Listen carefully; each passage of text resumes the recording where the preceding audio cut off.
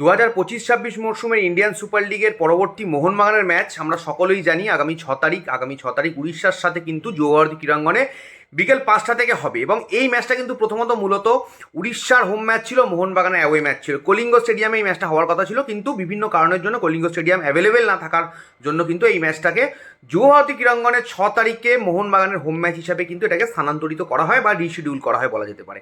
এবার যেটা চমকপ্রদ ব্যাপার হচ্ছে যে শোনা যাচ্ছে যে বিভিন্ন কারণের জন্য আগের ম্যাচগুলোতে, যেটা চেন্নাই ম্যাচে হোম ম্যাচ বা মহাবাডান ম্যাচে, বিভিন্ন ম্যাচে মোহনবাগান সমর্থকদের গ্যালারিতে আচরণ, মোহনবাগান সমর্থকদের গ্যালারিতে বিধিভঙ্গ, বিভিন্ন কারণের জন্য তাদের যে পরবর্তী ম্যাচটা 6 তারিখের ম্যাচটা উড়িষ্যার সাথে, সেই ম্যাচটায় কোনো দর্শক কিন্তু মাঠে প্রবেশ করতে পারবে না, মোহন জনতা কিন্তু মাঠে ঢুকতে পারবে না।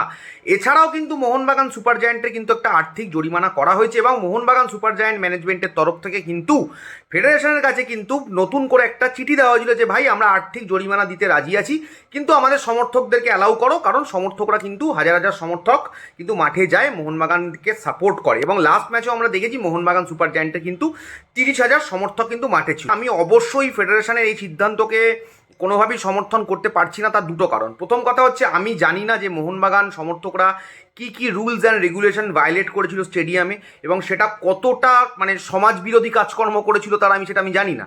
এবং সেটা না জেনেই আমি বলছি যে এই মুহূর্তে কিন্তু আমার মনে হয় যে ইন্ডিয়ান ফুটবলে বা ইন্ডিয়ান সুপার লিগের দুটো ক্লাব, ইস্টবেঙ্গল মোহনবাগান ছাড়া, তুমি যদি এইবারে দেখো অডিয়েন্স কিন্তু মোটামুটি কারোরই হচ্ছে না। মোহনবাগানের আগের ম্যাচে 30,000, তার আগের ম্যাচে 25,000, ইস্টবেঙ্গলের শেষ দুটো ম্যাচে 20,000 প্লাস সমর্থক। তো এই ক্লাবগুলো যদি সমর্থক যাদের রয়েছে, তারা যদি সমর্থক ছাড়া মাঠে খেলে, ফুটবলটা কি দেখতে সুন্দর লাগবে আমি জানি না, প্রথম কথা। দ্বিতীয় কথা হচ্ছে যে শাস্তি কারা দেবে, এবার তাদের কি শাস্তি দেওয়ার যোগ্যতা আছে? তাদের শাস্তিটা কে দেবে? যে আজকে 5 মাস লিগটা বন্ধ থাকলো, দেশে 5 মাস ফুটবল বন্ধ থাকলো, সেই শাস্তিটা তাদেরকে কে শাস্তি দেবে আমি জানি না। আজকে এটা মোহনবাগানের সাথে হচ্ছে, কালকে ইস্টবেঙ্গলের সাথে হবে, পরবর্তীতে অন্য টিমের সাথে হবে। এই যে নিজেদের ক্ষমতা প্রদর্শনের যে খেলাটা, ক্ষমতা তারাই প্রদর্শন করলে ভালো লাগে দেখতে যারা ক্ষমতা প্রদর্শন করার যোগ্যতা রাখে। আমার মনে হয় না ফেডারেশন সেই যোগ্যতা রাখে। এবং মোহনবাগান ইস্টবেঙ্গল গ্যালারিতে দর্শক থাকবে না, দর্শক ছাড়া ফুটবল খেলবে, এটা লজ্জাজনক সিদ্ধান্ত। এই সিদ্ধান্তকে আমি একদমই সমর্থন করি না। আজকে মোহনবাগানের সাথে পরবর্তী ইস্টবেঙ্গলের সাথেও হবে, কারণ আমি এর আগেও বলেছি যে ইস্টবেঙ্গলকেও কিন্তু মেল করে ওয়ার্নিং দেওয়া হয়েছিল যে তোমরা কেন গ্যালারিতে আগুন জ্বালাচ্ছ, মশাল জ্বালাচ্ছ, এক্সেট্রা এক্সেট্রা। তো এই ধরনের নাটক ফেডারেশন যেগুলো করছে তারা দেখাচ্ছে। ফেডারেশন অ্যাকচুয়ালি অনেকদিন তো ক্ষমতা ছিল না, ভারতীয় ফুটবলে তাদের কোনো ক্ষমতা ছিল না, আইএসএলে অনেকদিন বাদে ক্ষমতা পেয়েছে।